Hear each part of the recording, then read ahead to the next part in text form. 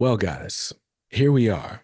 And I look crazy right now because I'm trying to figure out new software. But here we are on Zoom, on YouTube for Comics Are Dope Live, the podcast. Yeah, so I'll just be frank with you, the audience. We had some issues with StreamYard a little while back. They went and like basically doubled their rates. And so because I don't do this live super often, I just canceled my subscription. And then all of a sudden to have a reason to go live. And it's a very good reason to go live. So, very much excited for you guys to see this conversation that we're having, that we're now having twice with the family of Ed Piskor. So, here's what I'm going to do. All right. Now my phone's trying to play things. Now, let me change our view for a second so that you can see everyone here. So, to your right, we've got Miss Justine. We've got Miss Diane here. I've got Bree, and we've got Bobby. And this is the Piskor family. And they are running Ed Piskor's legacy. Here we're here and having this conversation really to promote the project Switchblade Shorties, which is live right now on Zoop. What it represents is Ed Piskor's final completed work. Though I hear there are more things in the works. Maybe we'll talk about those later. But yeah, so we're here to talk about Switchblade Shorties and just sort of you guys' effort to honor his wishes, but also just to keep the legacy going. For people who may not be aware of who Ed Piskor was, Ed Piskor was a cartoonist from the Pittsburgh, Pennsylvania area.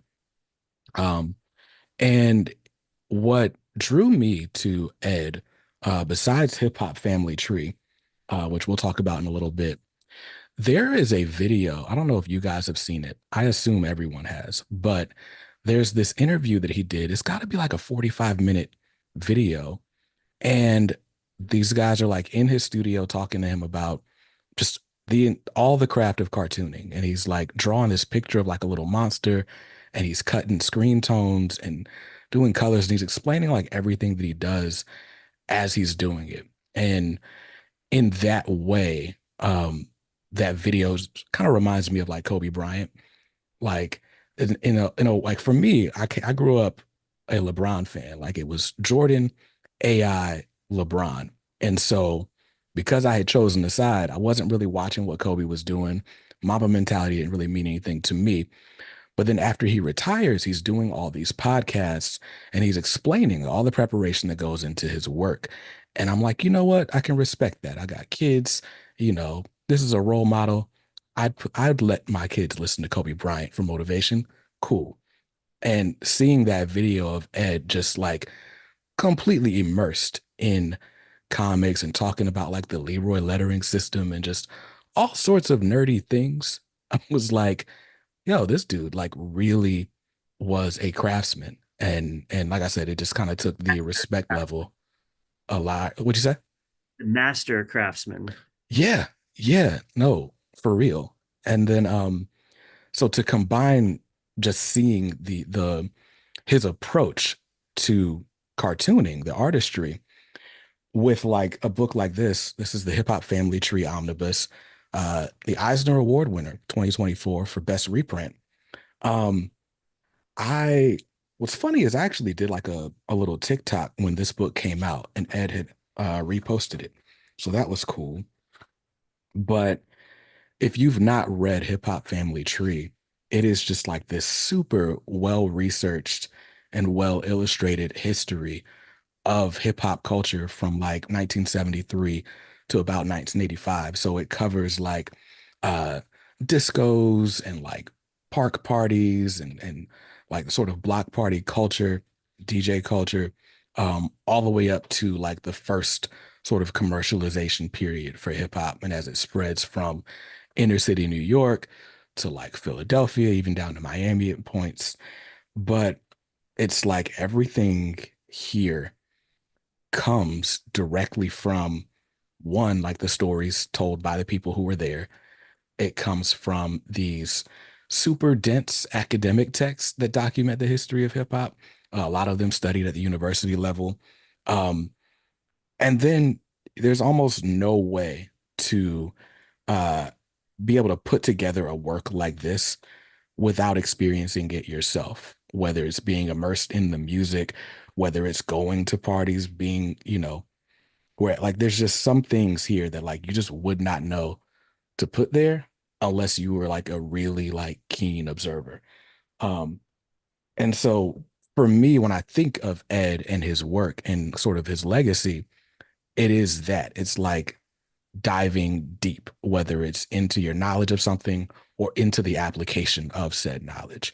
Um, I guess I've spoken a lot, but if you guys had to describe, what Ed brought to the world, what would you say?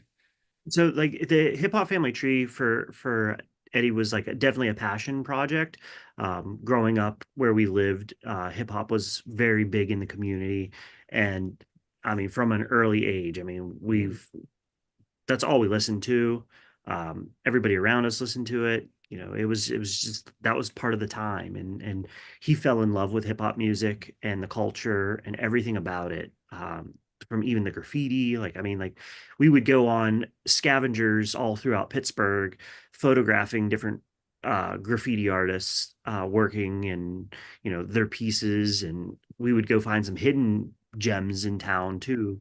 And early on, Eddie had a graffiti website where he would just document all of Pittsburgh's graph, and it was very well like organized by like the artists and everything. So like it just goes to show like the level of thought he put into a project. It was to the T. Like he didn't leave anything out not talked about, or he covered all bases. Yeah, I guess meticulous is a word that Yep. comes to mind there. His personality too. So when he found something he was into, and I feel like I'm very similar in that way. When you find something you're into, that becomes your personality, your life. And Your I mean, your focus. yeah, he had like that one, Hyper focus. there's that one interview where he was literally sitting there drawing as people were breakdancing. Yeah, I think that was with Time Magazine. Was it? Yeah, I think Mhm. so. You So know, he's just sitting there while people were breakdancing, just drawing so he could get all the angles right. Like you said, like you almost had to be in that situation to get it I can right. remember many times in our parents' living room trying to break dance, and Yeah. we both Yeah. were super uncoordinated, and it just did not Trying to get happen. us to do it because we dance. Man. Yeah. We are not from No. So, so after everything went down, I went because, like I said, Hip Hop Family Tree. If I never read another Ed Piskor book, like that was enough for me. But I went sort of down the rabbit hole and was like, well, let's look for more things. And so I grabbed WYSIWYG, I grabbed some of the PCAR stuff, and I grabbed X-Men Grand Design. And what struck me about it was that each of those projects were so different from the other, right? Like his art style is generally the same. You can kind of see progression, you can see a through line from a skills point of view. But those books could not be more different from each other.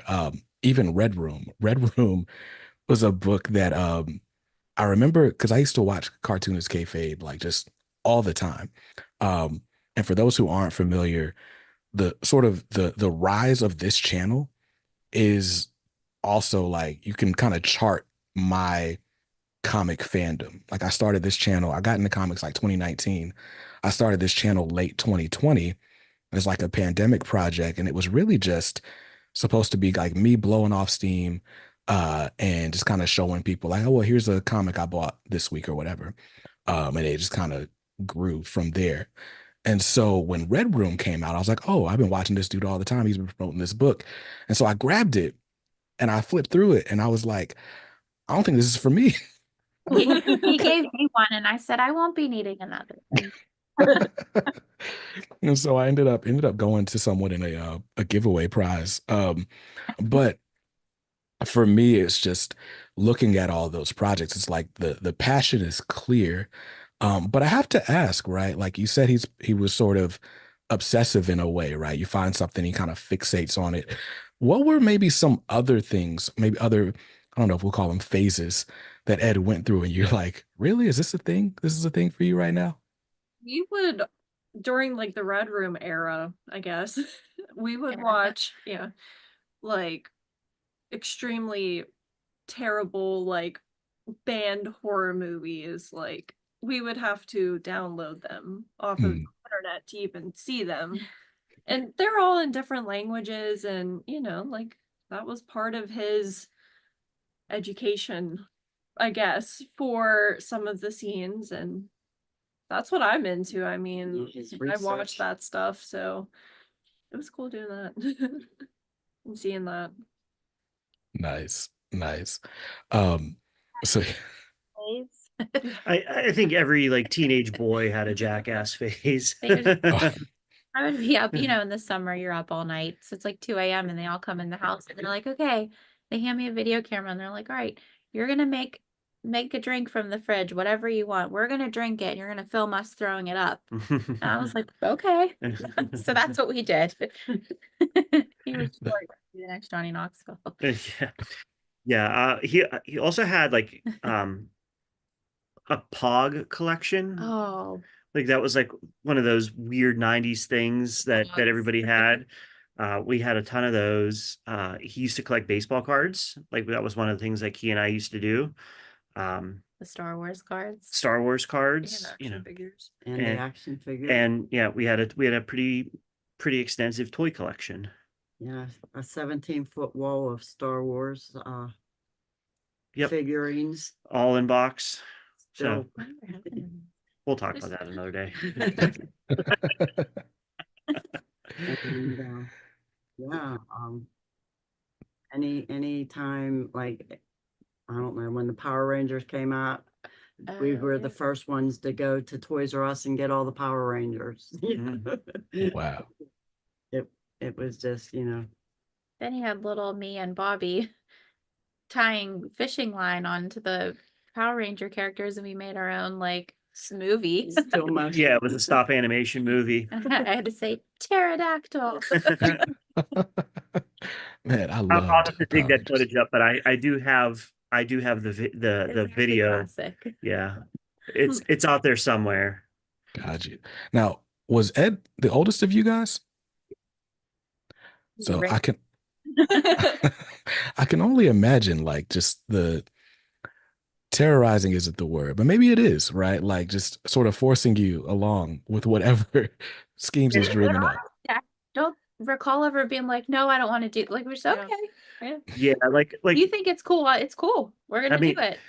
together we would do some just insane things. Like I told a story at my brother's funeral that I'll never forget. Was we would always play like GI Joe, and like Justine was always the victim, and she would always like be the one we'd have to save. And growing up, we lived with our grandparents. They had the first floor of the house, we had the top two, and we tied Justine up to the banister. And my grandparents were coming home from grocery shopping, and They did not come save me. they Like he said that I was the victim. They'd come. Yeah, They did not come and say we- they left me we there. we left her there and went off to do something else, and our grandparents came home to Justine being They tied to the thought there was banister. like some sort of home invasion going on, ready to call the police, and I was like, "But we're playing cops and robbers." That is amazing. That is Yeah. amazing. They left me there. Yeah, we were always up to no good. That's funny. No, God knew not to give me a little sister Wait, that close in age. I thought of another one.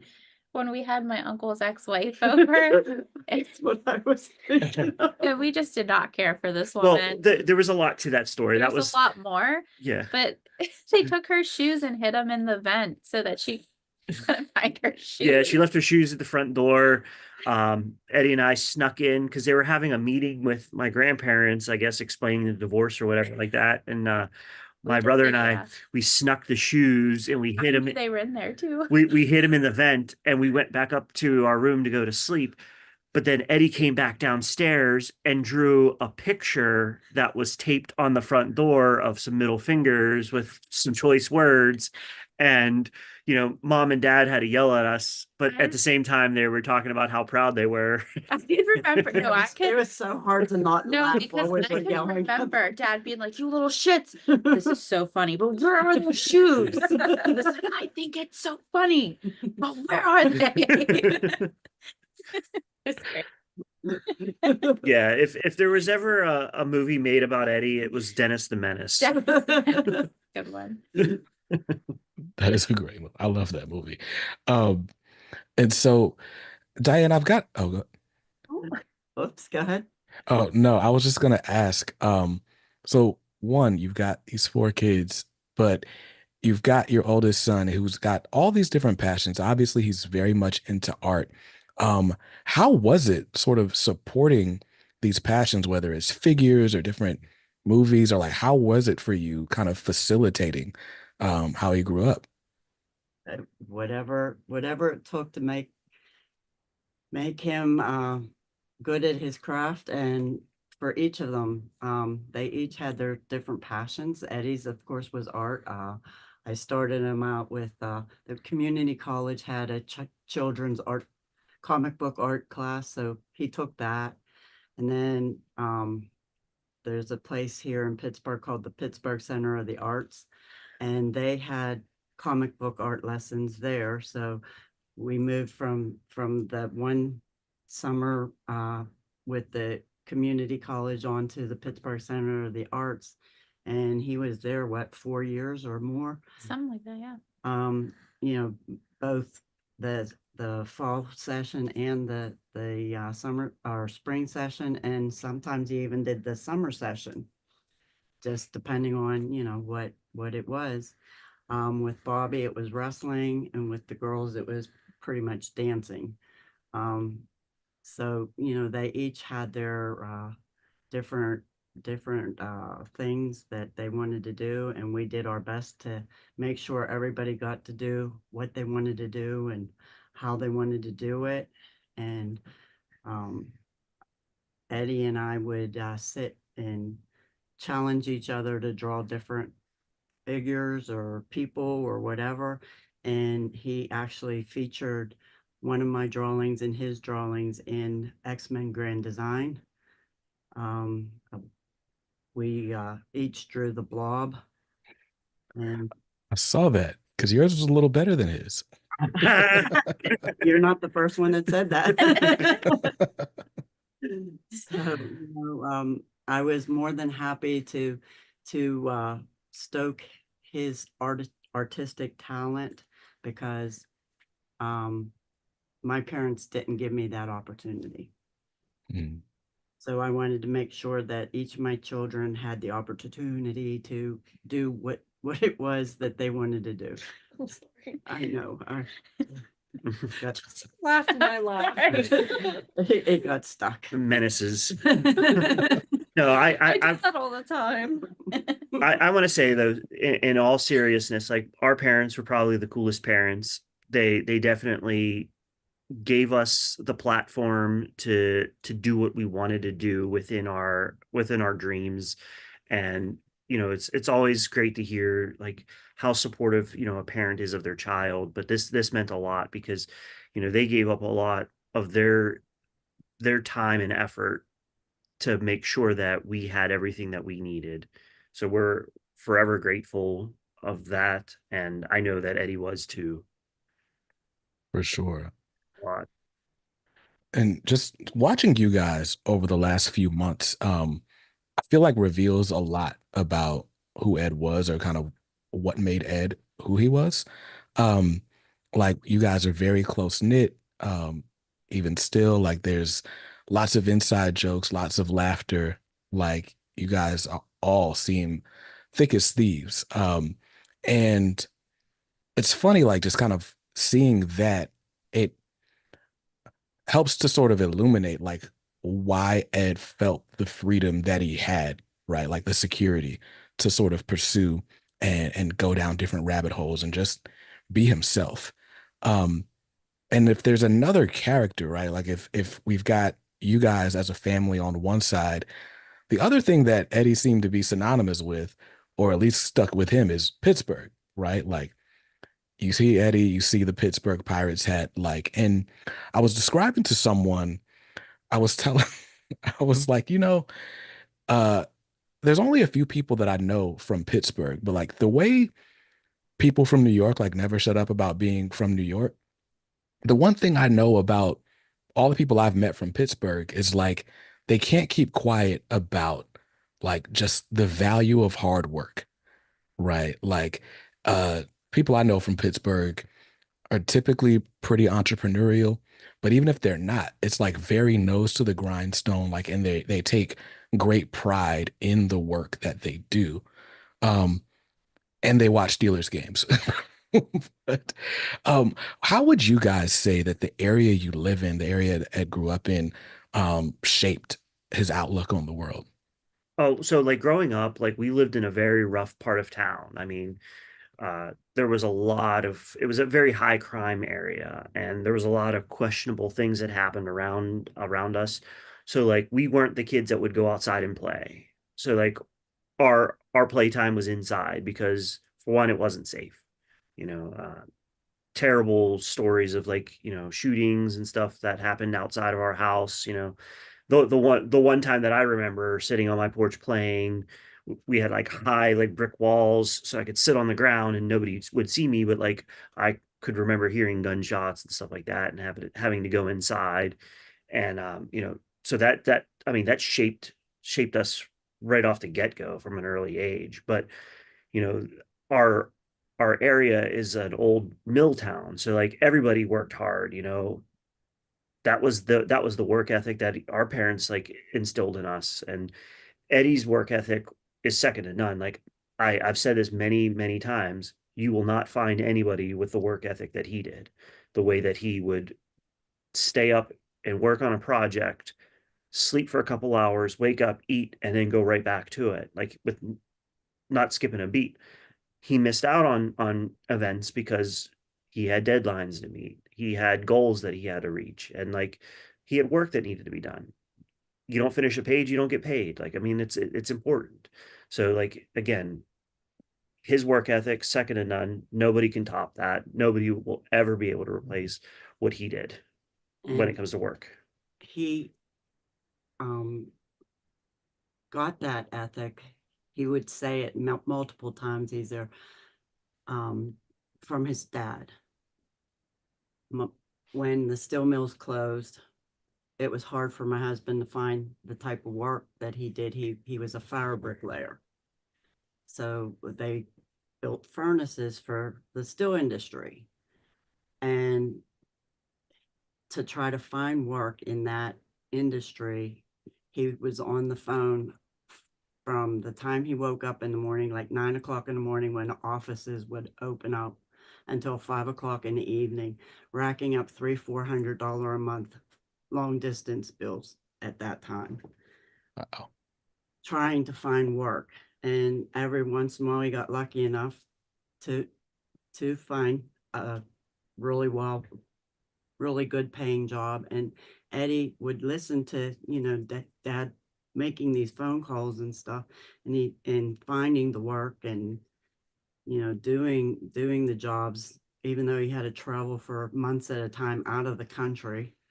Um, it was like, that put that fire under Eddie that if you want something bad enough, you have to work for it. Mhm. And that's, what he did. Even when he finished the first year of the Kubert School, they told him to, go find work. So he started out working with me at a call center. And in his spare time, he was doing different, drawings and sending them out all over the place, And then finally, one day he came to me and his dad, and he said, I have this much money in the bank. Can I please quit that stupid job and do what I really want to do?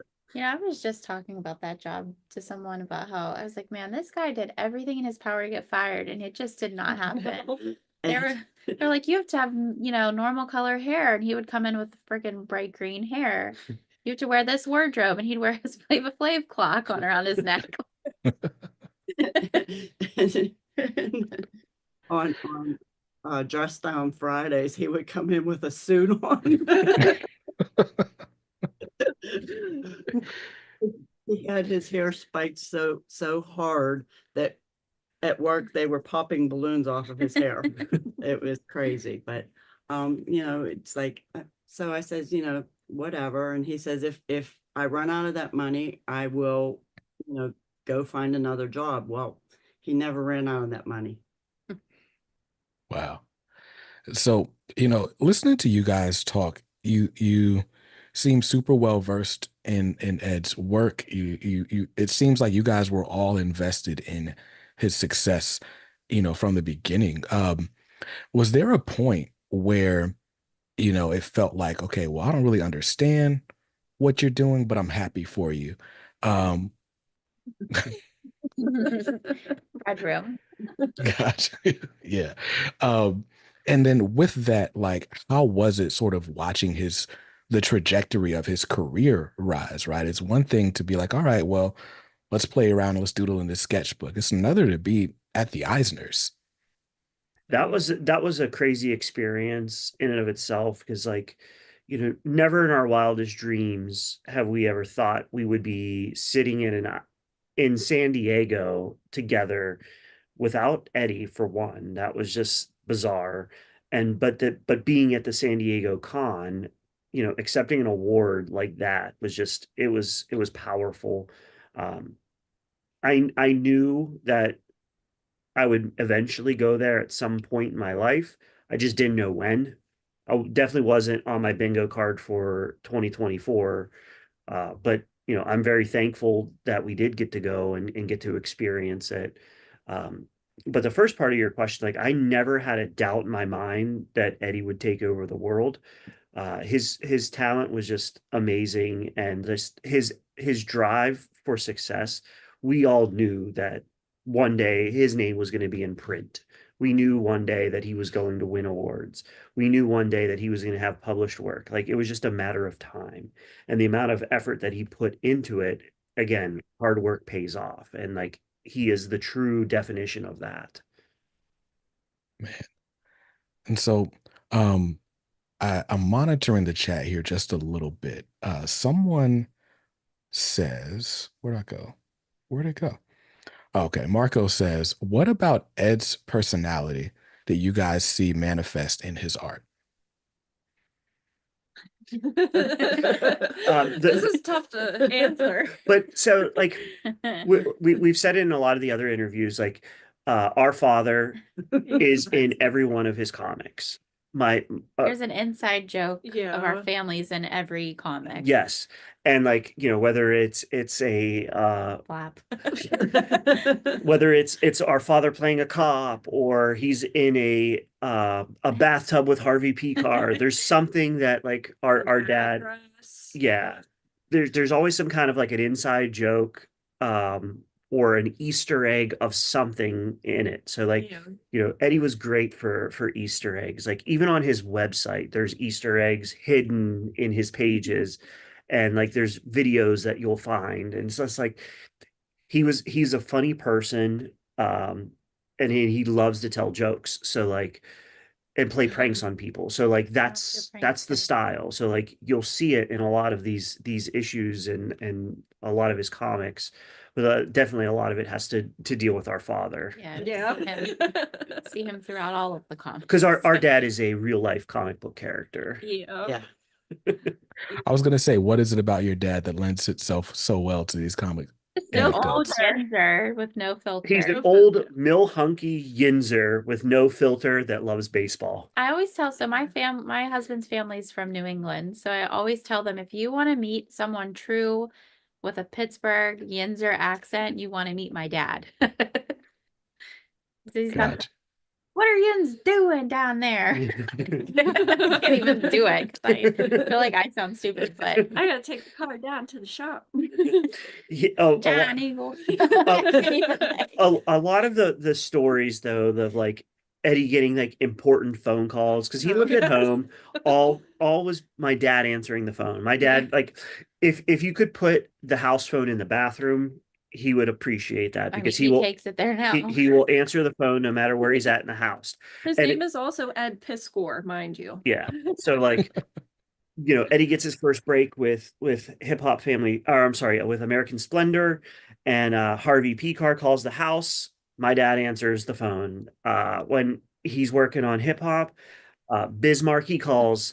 My dad answers the phone. So it's like my dad has talked to so many people He on the has no phone clue. and has no idea who he's actually on the phone with. And he's taking the phone up. Hey Ed, yeah, this guy Bismarck, he's on the phone. I don't know I don't know if I say that right.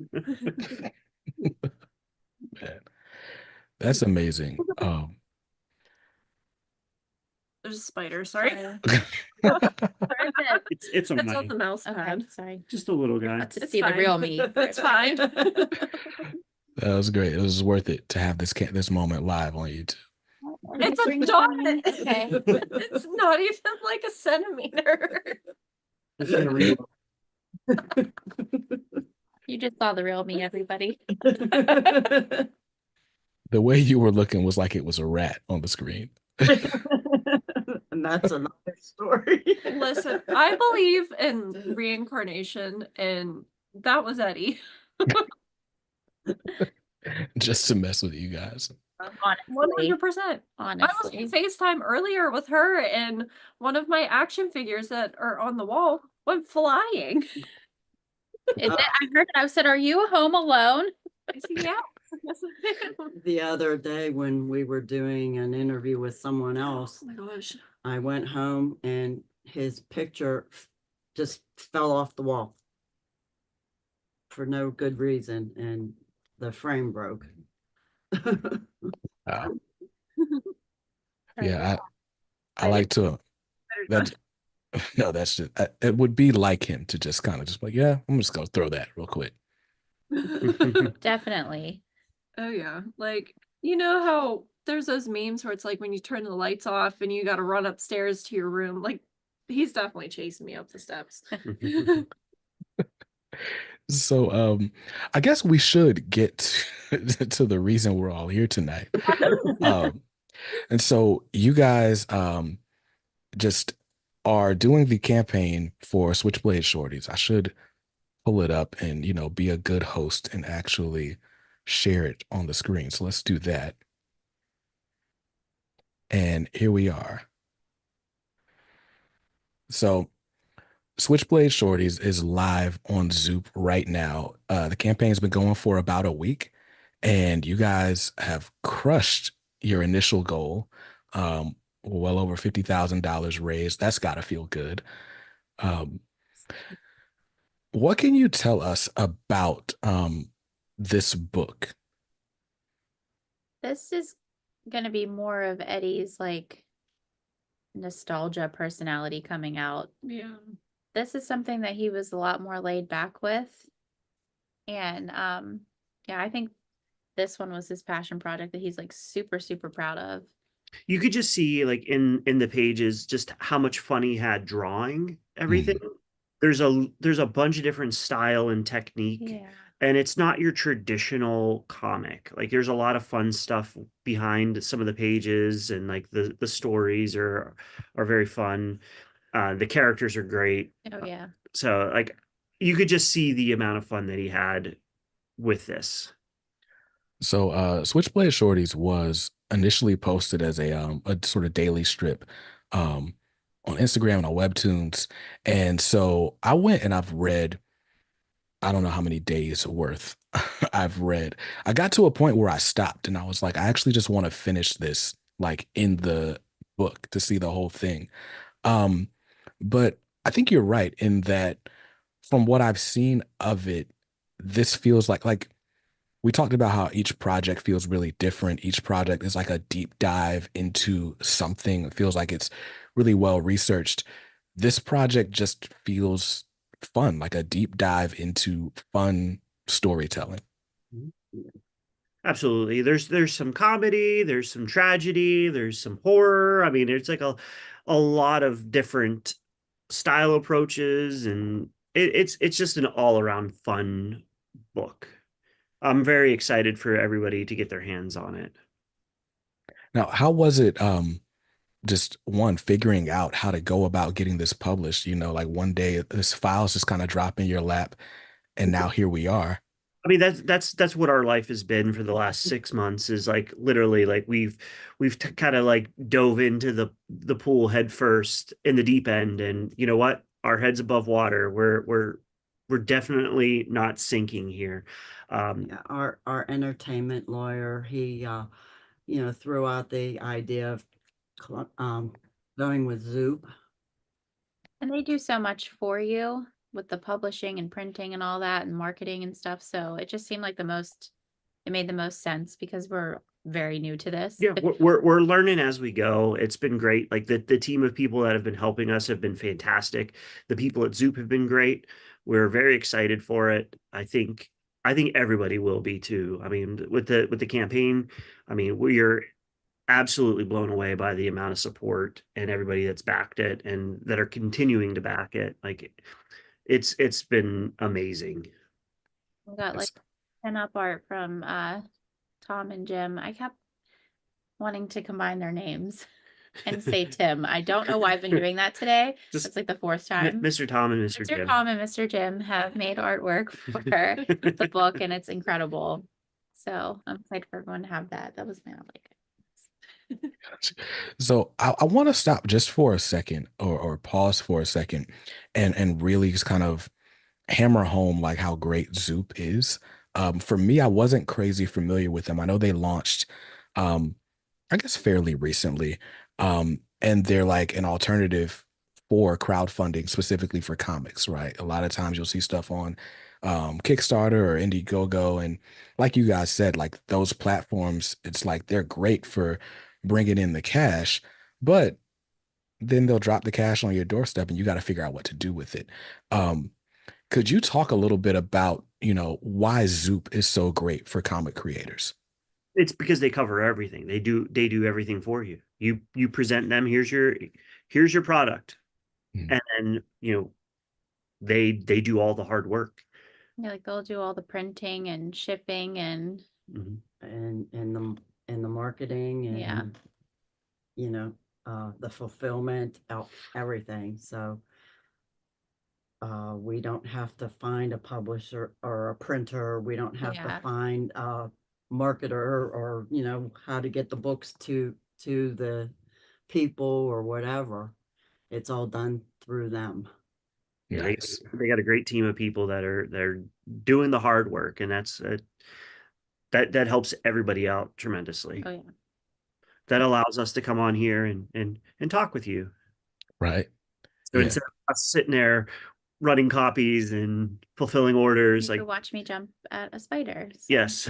Yeah, we don't have to sit there and stuff envelopes like we did with WYSIWYG. Yep.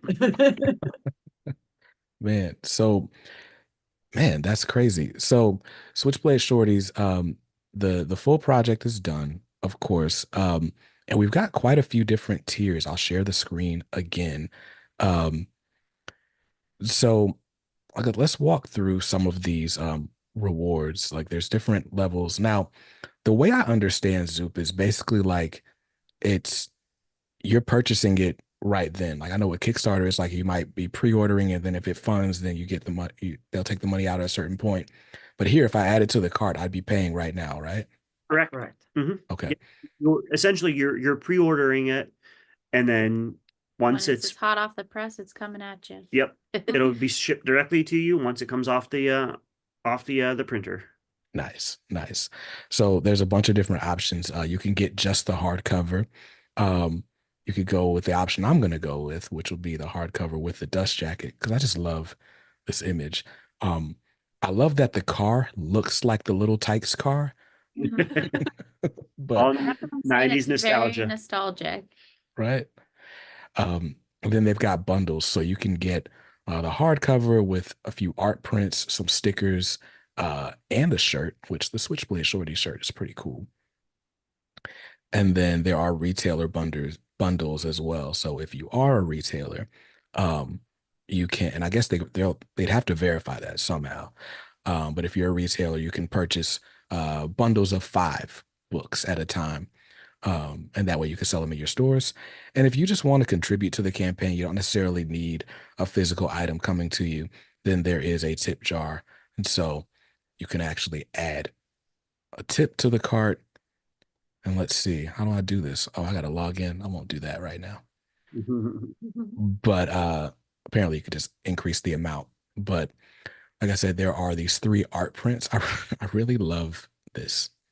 Yeah. That's my favorite. I love the author. He Yeah. always writes silly And stuff. and most all that stuff is totally true. And so we've got so we got stickers and oh man, I shouldn't have done this. Now I want these pins. Those are cool. I've got a denim jacket because I'm still a nerd, and I'll take pins and just add them to the jacket. I have them Until on my book bag, so like that, I always add pins to my book bag. nice. Um, yeah, then we got the shirt. And looks like people have already claimed the limited 1 of 100 art prints, which makes sense. I would do that. So really, really cool. This is a landscape book, which will do a couple of things. It's going to stand out on a shelf with the rest of your comics for sure. Um, what can you guys say about the process of just kind of going through these pages and sort of seeing this finished work for the first time? It's been wild. Like, we've actually seen the physical like original art, and we were fortunate enough to have the actual like full version, at our disposal. So we were able to like kind of pre-read everything. And for me, I can't read on a computer or like a Kindle or anything like that. I have to read from a book if I'm going to be able to sit down. So like personally, I haven't been able to read the full story, but I have read most of it, and it's definitely going to be an enjoyable read. So again, I can't say how excited I am for it, and the whole process has been just amazing. Who would you guys say your favorite shorty is? Oh, I have to see their pictures. Oh, okay. Let's see. So I thought I was just reading it sort of on his Instagram, and then I got Mm, caught off guard because he like narrates it, and I didn't know he did that. mm. So it caught me off guard. Oh, I like the one the glasses with the glasses. I like the one next to her. I like the one with the yellow hat. Yeah, Nice. but then the blue one's also pretty badass. So Yeah. Yeah. They're all They're also unique. yeah, Yes. yeah. I love the blue one as well here.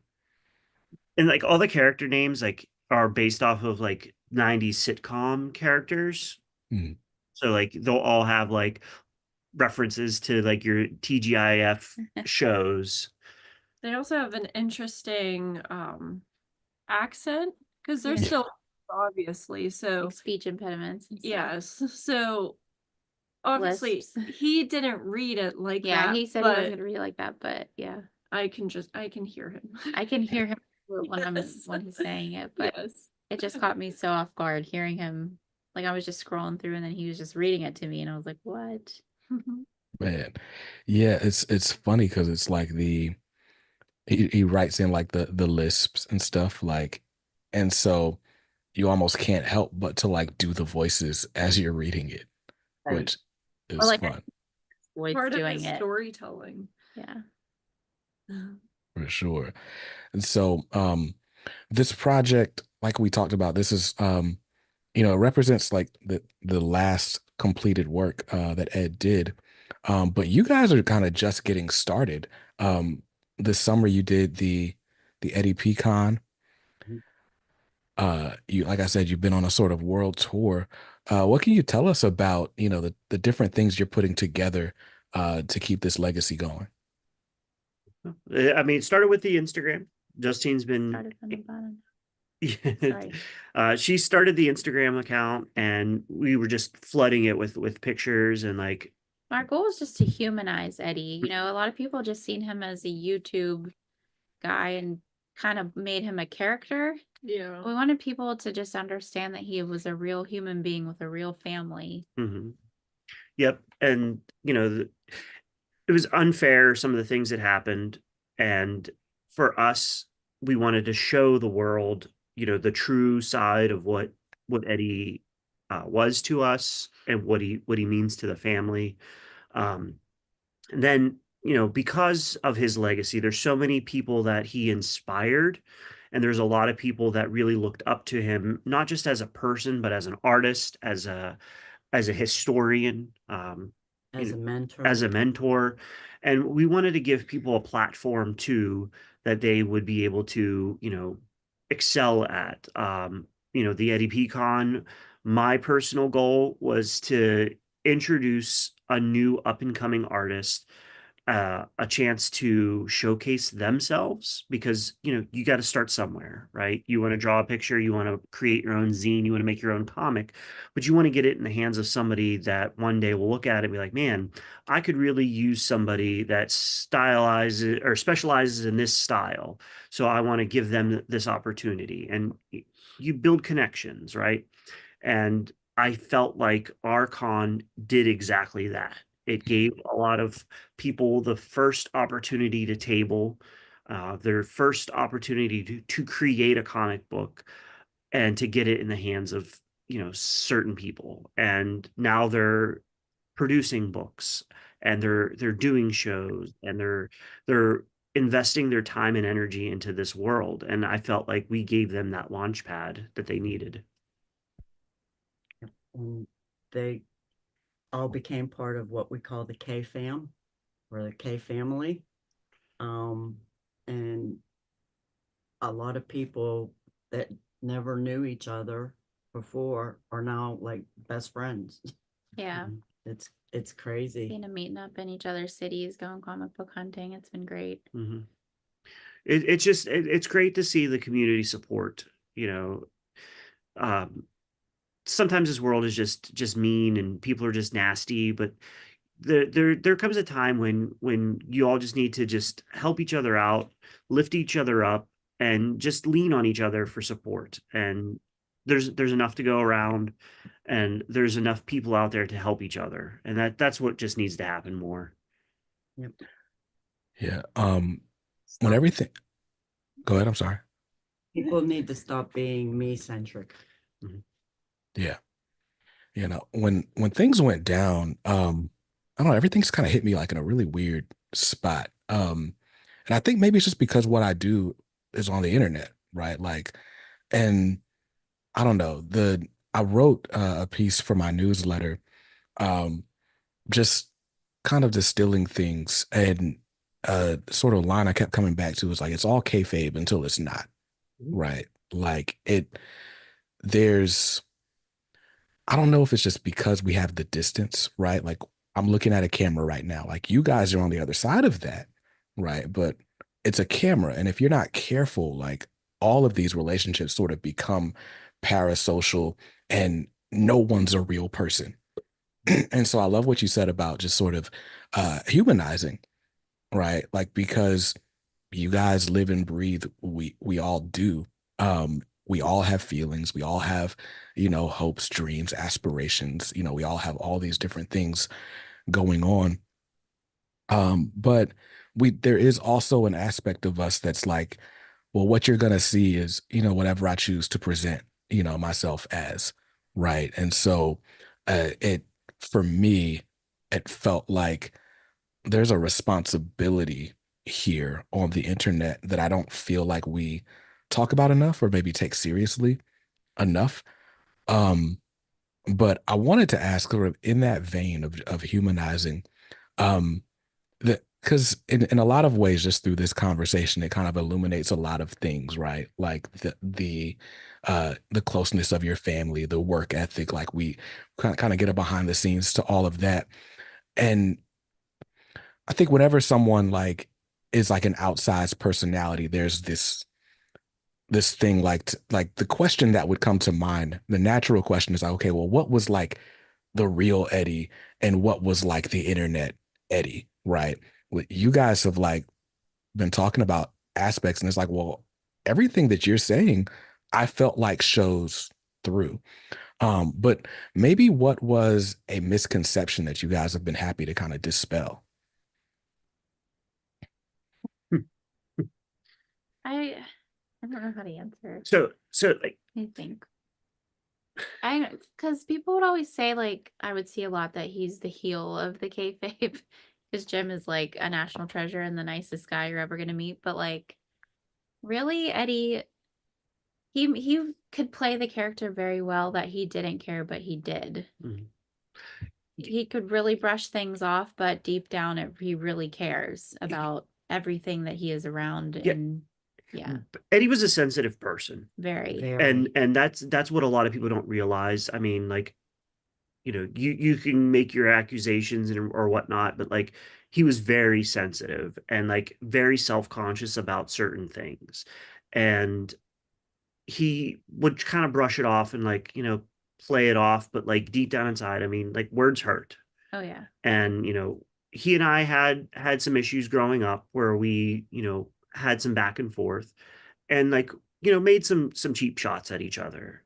But like at the end of the day, it's my brother. I love him no matter what.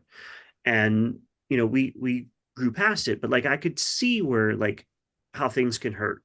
And that's the part that like people don't get to see, right? They don't know the real Ed Piskor. And like again, words are meaningful and words can hurt. And you know, Words are powerful. yeah.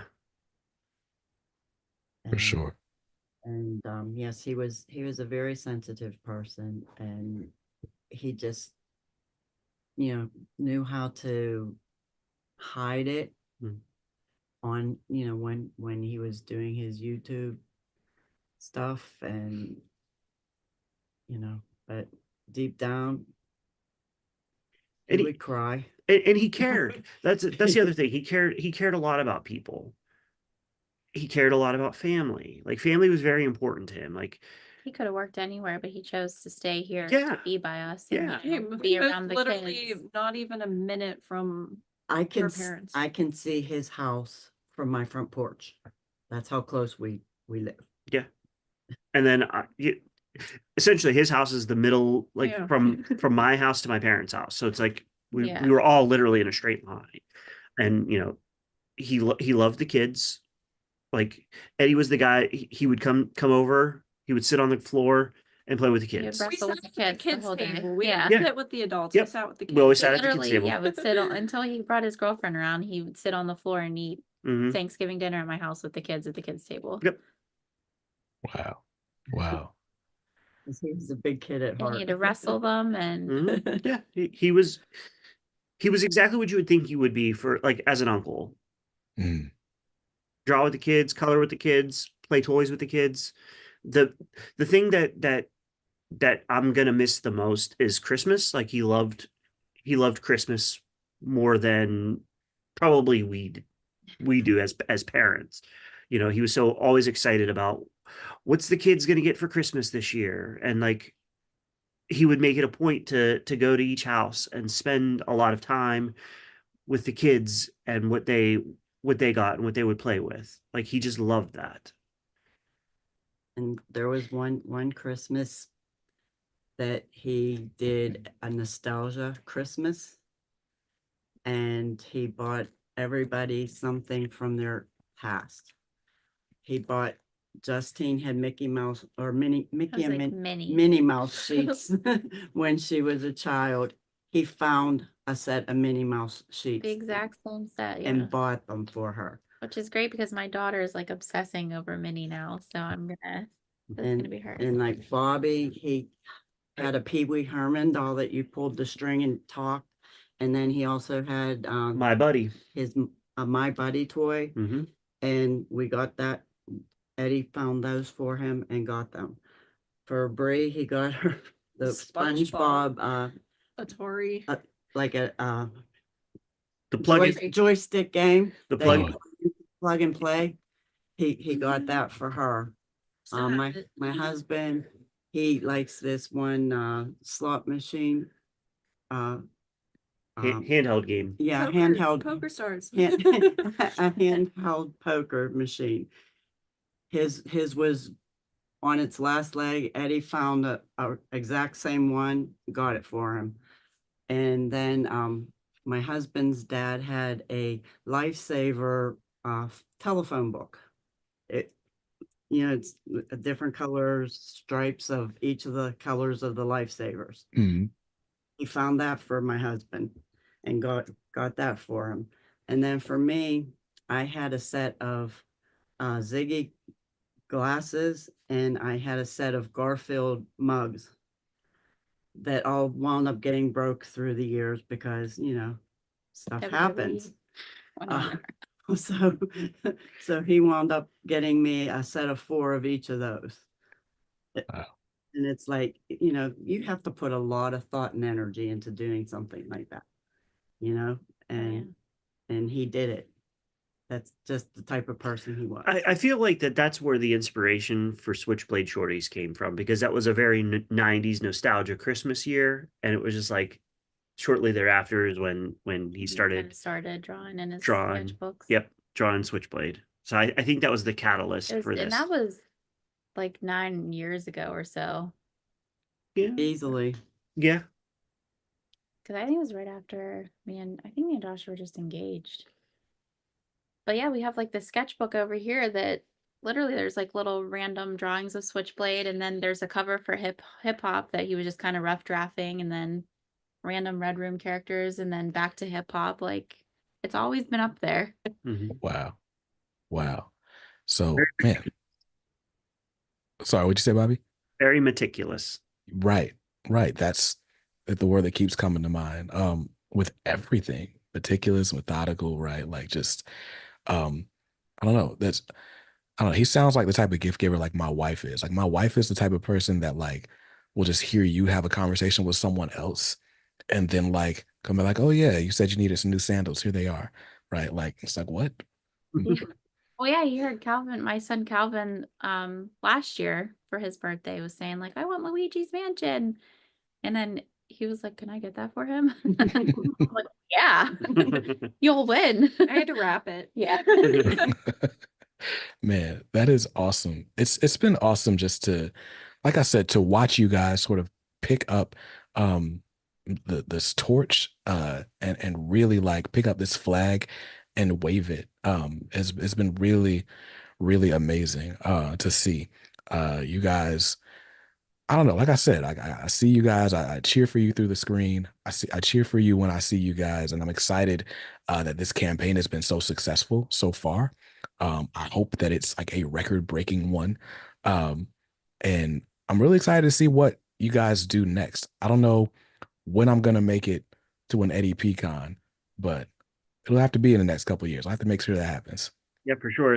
We're definitely going to be doing it bigger and better next year. Like we've been told so many times since it's happened, like that it was probably the best convention that that people have experienced, right? And literally, like what we did in a matter of 2 months. Literally was just a text message where I was like, hey guys, get this. The Eddie P Comic Con. And we were like, oh, we could do it. Yeah. And literally, We like did. it started with just a text. And next thing you know, I'm booking a venue. And we literally I grabbed a tape measure, went to the venue and measured out. At Heroes. He's Yep. sending us pictures of, Yep. I went of the there, venue. like literally measuring out, like, okay, if I set the tables this way, how many can I get? And like literally within days, I had a floor plan created, and then I started sending out feelers to see if anybody would be interested in tabling. And next thing you know, we almost damn near sold out all of the tables in like the first week. Wow. Like, well, I guess we got to do it bigger next year. Yeah. So that's the plan, bigger and better. Yep. We Bye.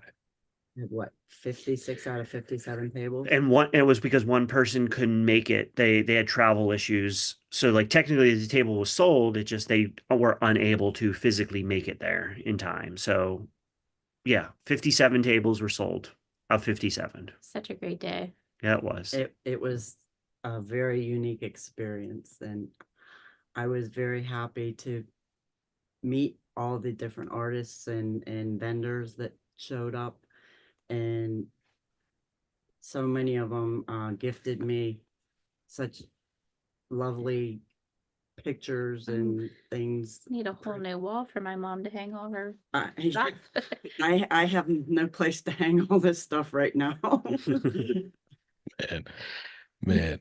So, well, I hope the tributes keep coming. I hope the memories keep coming. Um, I will say just from my little corner of the internet, right? Like you guys are loved. Ed's work was loved over here. Um, and I've seen just so many examples, like people who were just super inspired by all the things that he did. My friend Taylor was supposed to join us. His kid got sick, threw up at a basketball game, so he couldn't join us today. Well, I hope you feel better. Thanks. But you know, Taylor's favorite publisher is Fantagraphics because of Ed, right? And he actually got a partnership with them. He's been doing overviews of their books as of late, right? And I keep telling people, right, like there is no cartoonist kayfabe, but like without cartoonist kayfabe, but Taylor is trying his best to be the second coming, and it's just fun to see like the impact that your brother's work had, even just on my one friend, let alone like everyone else. That's what we're learning so much about is like, our experience in San Diego. Like we were stopped by so many people that came up to us like we were just, hey, here's this story, or your brother did this, or this meant this to me. And it was just it's been overwhelming. I mean, literally thousands upon thousands of messages and emails, and just people reaching out, just, I want to share this story. And I love it. Keep them coming. It's very important to hear, the impact that he had on your life. And like, we're going to keep honoring him as best as we can. And, we're not stopping. I mean, this is our life. This is what we're going to be doing. So hope everybody doesn't get too sick of seeing our faces, but we're going to be everywhere. Nice. Awesome. Well, look, I appreciate it. Looks like it's past Bree's bedtime. So Sorry. you're, you're good. He's the one that's falling asleep here. I friend at sleepovers, I fell asleep fast. But no, I really do appreciate you guys taking the time to have this conversation, just to share with our audience. You guys watching you can go back, Switchblade Shorties on Zoop. Oh, you can pre-order your hardcover. You can get enamel pins, t-shirts, stickers, all the things. So go ahead and grab that because you've only got just about 3 weeks left to do so. I'm grateful for the timing, by the way, because I'm like, all right, I still got just a little bit of time after New York Comic Con. I can sneak my purchase in. So that's when I'm gonna do it. But yeah, so you guys go back, Switchblade Shorties. Follow Ed Piskor's legacy on Instagram, because there is literally something popping up there like every day. And there will be a lot of new developments in the coming months, I'm sure. Yep, So that's kind of what we're doing. okay, awesome. So yeah, well, you guys, you're welcome back here anytime. I appreciate this. And until next time, hope you guys stay safe, stay awesome, and read something dope today. Thank you. All right, and I just have one more thing to add. Oh, sure, sure. All right, you all have your marching orders. Make Yes. more comics, read more comics, be kind, say his name, Ed Piskor for life. Awesome. And I'm gonna awkwardly end this because there's still that 20-second delay for YouTube. But man, this has been great. Here's what I'll do. We'll do this and let me mute myself real quick.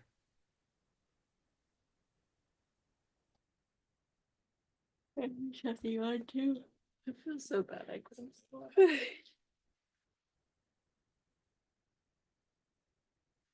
Yawned quite a bit myself. So. Been a long day. All right. The stream has ended. Perfect. Awesome.